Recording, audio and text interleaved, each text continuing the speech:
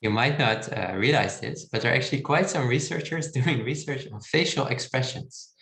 So we all have a face, right? So this also means we typically have a facial expression, and this is something you can study. The question that people, for instance, in the field of emotion research often have is, to what extent does emotional content or valence, as they call it, influence how people respond to facial expressions? Right, so this is again a very fundamental research question. It's not very applied, right? It's just curiosity driven or just interested in finding out the answer to this question. The idea is, if you see someone with a certain facial expression, you sort of have to process or understand that facial expression, right? If you want to understand that person. And this might be easy. So some facial expressions might be easy to understand, but other facial expressions might be a bit harder to understand. They might take you a bit more effort. Your brain sort of might need to have to work a bit harder to really understand this. And this can be tested, for instance, in computer experiments. And the traditional way of thinking, if you would have a question like this, would be like, well, let's then do a computer experiment to see how people understand, to see how they process facial expressions. So for instance, in one condition, we place them in front of a computer screen and we show them very happy facial expressions, like this happy facial expression here. We show them like 40 different faces of different people that all look very happy. And then we measure sort of what goes on in their brain. And then we compare this to a situation where, again, participants see facial expressions, but in this case, the facial expression is a bit more neutral. So it's not very positive, it's not very negative, it's not very happy, it's not very sad. It's sort of in between, sort of very neutral. And then we compare this to the happy facial expressions. And then, of course, you could also have different facial expressions, right? So this guy is maybe a little sad. So you present also participants with 40 different faces of different people that all look a little bit sad. And again, you measure what sort of goes on in their brain. And that this sort of allows you to tackle your question. Is it easier to understand, to process facial expressions that are happy or that are sad or that are neutral? How does this work in people's minds when they're sort of confronted with facial expressions that have a certain polarity or certain valence? They're either happy and positive or sad and negative or sort of in between as a baseline.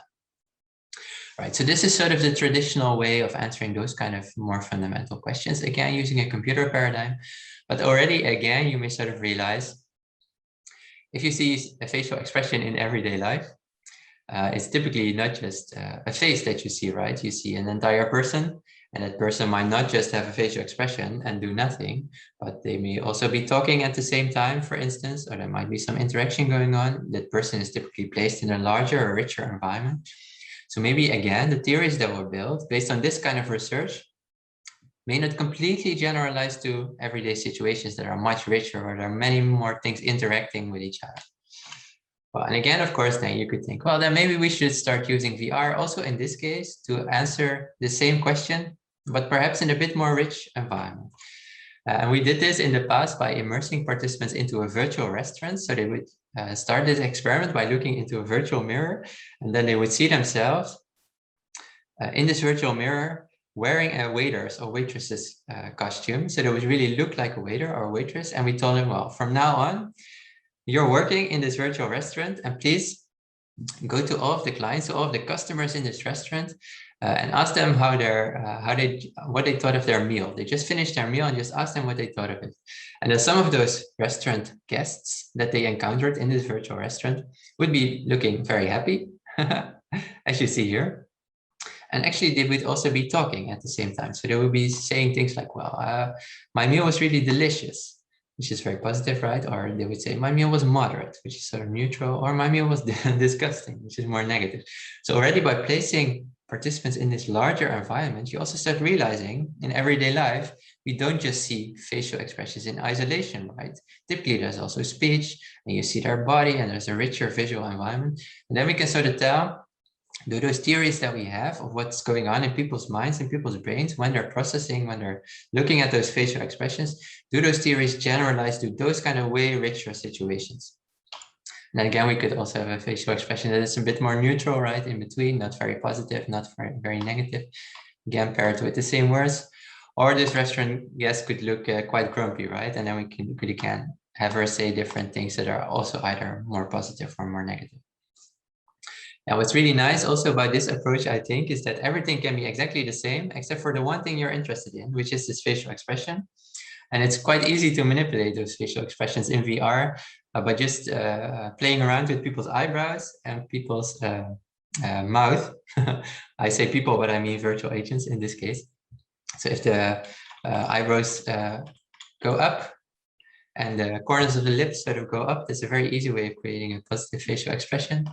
If they are sort of in between, up and down, and sort of neutral, and if they sort of both the corners of the lips and the eyebrows go down, then you very easily create a more angry or sad facial expression. Right, so here the bottom line again is, if you start using VR to start answering those kind of questions, you sort of start realizing facial expressions don't come in isolation. They typically come in rich environments. And if we test the same questions in those kind of environments, we can see to what extent traditional theories generalize, hopefully, to everyday life, because this kind of situation in which participants are active, they're doing something, there's a lot of information being processed at the same time, it sort of resembles the everyday world, everyday life more than those computer paradigms. So perhaps the theories that we build on the basis of this type of research more likely will generalize to the actual thing we're interested in, which is people's behavior, people's brain activity in everyday situations.